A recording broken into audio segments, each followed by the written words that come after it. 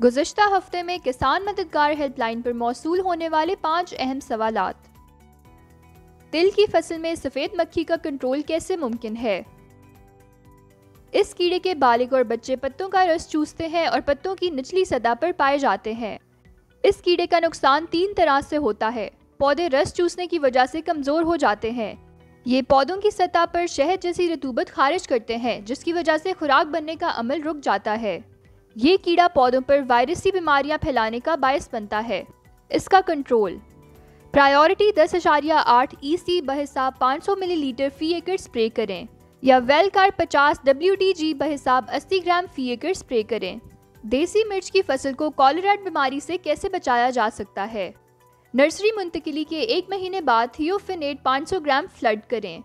अप्रैल के शुरू में और अप्रैल के आखिर में थियोफिनेट फिर से 300 ग्राम फ्लड करें। फिर मई और जून में 400 ग्राम फ्लड करें, यानी कि थियोफिनेट कुल 5 मरतबा इस्तेमाल करना है। नीला तोता अप्रैल और मई में 1 किलोग्राम और जुलाई में 2 किलोग्राम फ्लड करें। इसके बाद विजडम 80 WDG 250 ग्राम का पहला स्प्रे अप्रैल में और दूसरा स्प्रे 400 ग्राम मई में करें और तीसरा स्प्रे 400 ग्राम जून में करें। इन हिदायत पर अमल करके आप अपनी मिर्च की फसल को कॉलरेट की बीमारी से बचा सकते हैं। मूंगफली की फसल में जड़ी बूटियों की तल्फी कैसे मुमकिन है?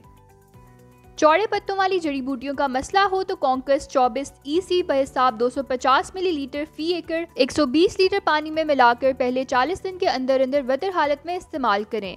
ये मूंगफली की फसल पर काफ़ी हद तक महफूज है। अगर सिर्फ घास खानदान की जड़ी बूटियां हों तो बुवाई के बाद 1 माह के अंदर अंदर वतर की हालत में कोज़ोलोफॉप मिथाइल 20 EC बहिसाब 250 मिलीलीटर फी एकड़ वतर हालत में स्प्रे की जा सकती हैं। कपास के टींडे और फूल क्यों गिरते हैं और इसका हल क्या है? कपास के टींडे और फूल गिरने की बहुत सी वजूहात हो सकती हैं। मसलन अगर पौधा अपनी ताकत से ज़्यादा फूल और टींडे बना ले तो बाद में फूल गिरा देता है। इसी तरह अगर फसल को खुराक की कमी हो तो इस सूरत में भी पौधा फूल या टींडे गिरा देता है। इसकी एक वजह दर्जा हरारत में इजाफा होना भी है। इसके अलावा ज़्यादा जड़ी बूटियों का उगाव और कीड़ों के हमलों की वजह से भी पौधा फूल और टींडे गिराने लगता है। इस हालत में अमाइनो एसिड्स का स्प्रे किया जाए, सल्फर और पोटाश का इस्तेमाल किया जाए, मिक्स न्यूट्रिएंट्स यानी कि तैयारशुदा खुराक फसल को दी जाए।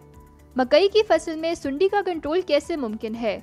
मकई की फसल में सुंडी के कंट्रोल के लिए रेक्टर 480 मिलीलीटर और वेंटो 250 मिलीलीटर फी एकड़ स्प्रे करें।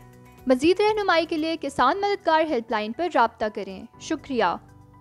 जदीद ज़रई इजादात: ज़रई जद्दत के लिए डिजिटल ट्विन्स और जनरेटिव AI का इस्तेमाल।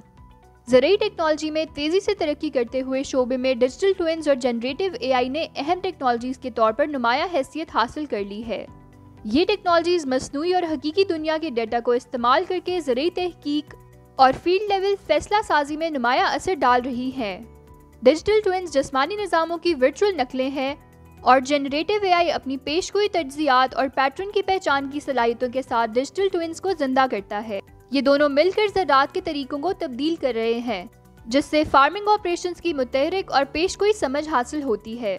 तारीखी मौसमी पैटर्न और मिट्टी की हालतों समेत वसी डेटा सेट्स का तज्जिया करके AI किसानों को बुवाई और फसल के इंतज़ाम के बारे में बाखबर फैसले करने, वसाइल के इस्तेमाल को बेहतर बनाने और कम माहौलियाती असरात के साथ ज़्यादा पैदावार हासिल करने के काबिल बनाता है।